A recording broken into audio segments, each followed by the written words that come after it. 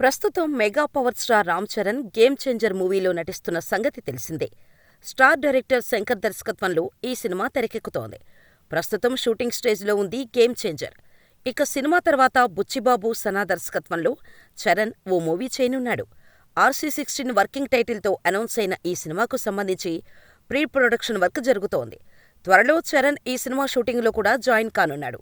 తాజాగా ఈ చిత్రానికి సంబంధించి ఓ కీలక అప్డేట్ వచ్చింది. ఈ సినిమాలో రామ్ చరణ్ సరసన బాలీవుడ్ భామ జాన్వీ కపూర్ నటిస్తుందని చిత్ర యూనిట్ తెలిపింది. మార్చి 6న జాన్వీ పుట్టినరోజు సందర్భంగా అఫీషియల్ అనౌన్స్మెంట్ ఇచ్చారు. గతంలోనే చరణ్కు జోడీగా జాన్వీ నటించనుందని ఆమె తండ్రి బోనీ కపూర్ స్వయంగా ఓ ఇంటర్వ్యూలో వెల్లడించాడు. ఇక ఇప్పుడు అధికారిక ప్రకటన వచ్చేసింది.